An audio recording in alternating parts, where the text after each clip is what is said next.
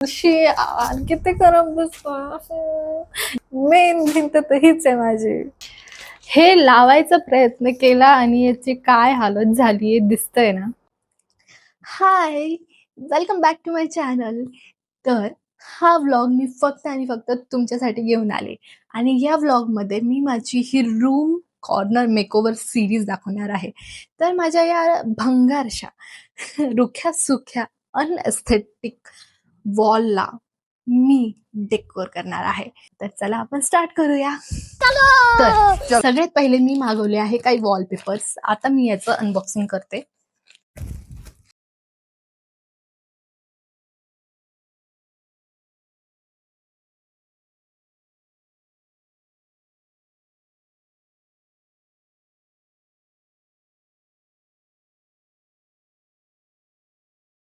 तर ह्यामध्ये ना खूप सारे शीट्स आले.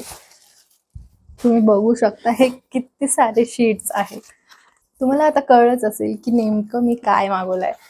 हा खूप जास्त सध्या ट्रेंडमध्ये सुरू आहे हा वॉलपेपर आणि मी हे मागवलं आहे माझ्या या भिंतीला लावण्यासाठी. सो सगळ्यात पहिले आता मी त्याला कटिंग करून घेते. So let's start. तर मेजरमेंट करण्यासाठी मला ह्याला कट करावं लागेल, कारण की मग ह्याला सीमलेसली एका पर्टिक्युलर पॅटर्नमध्ये मला स्टिक करता येईल. खरं तर मी खूप कन्फ्युज्ड आहे की कसं कट करू, बट लेट्स सी. काहीतरी जुगाड तर होईलच.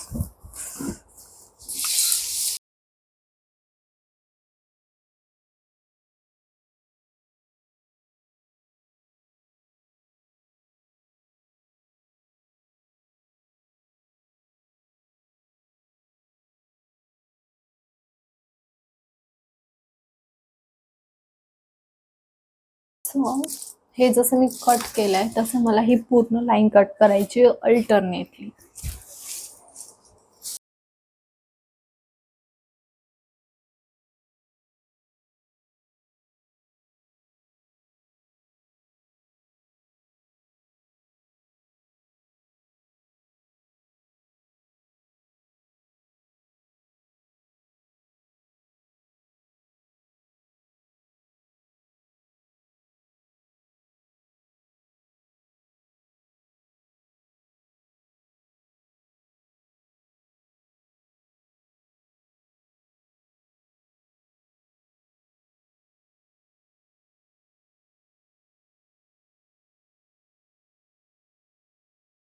तर या वॉलपेपर्सची आता कटिंग झालेली आहे आणि आता मी याला या वॉलवरती प्लेस करेल.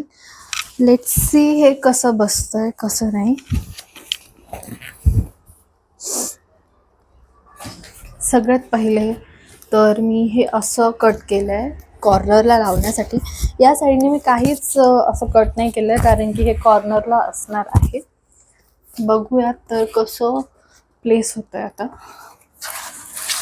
लेकिन ये साला कर क्या रहा है यहाँ पे? माझा हात तर आता पुरत नाही आहे, सो त्यासाठी मला चेअर लागेल डेफिनेटली. तर इथे वरती लावण्यासाठी मला चेअर घ्यावी लागेल.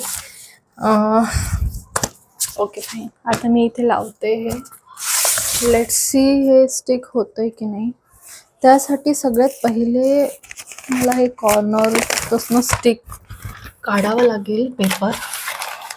Then like this I have to put. हे एवढं इझी नाही आहे. थोडंसं डस्ट पार्टिकल्स जर जास्त असेल तर मे बी हे निघू सुद्धा शकतं, म्हणून मला खूप केअरफुली याला प्लेस करावं लागेल.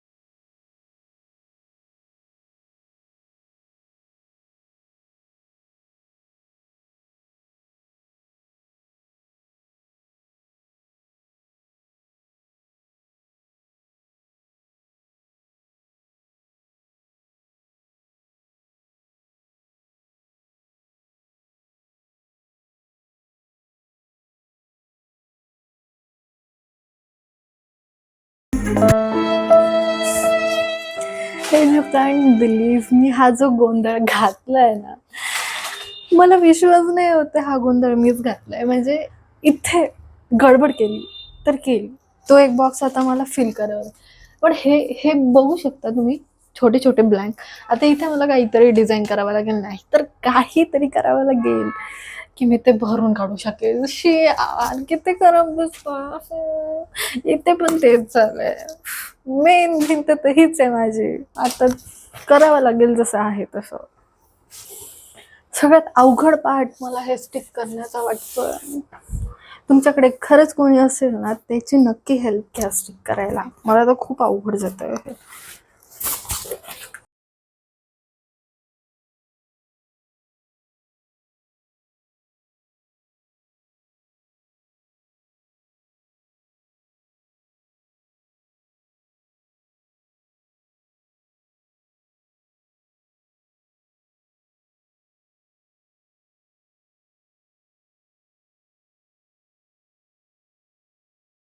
काम करणार आणि गडबड नाही होणार असं होऊ शकतं का?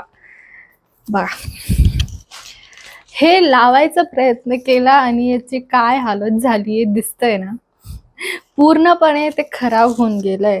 मला एकटीला ते लावताच नव्हतं.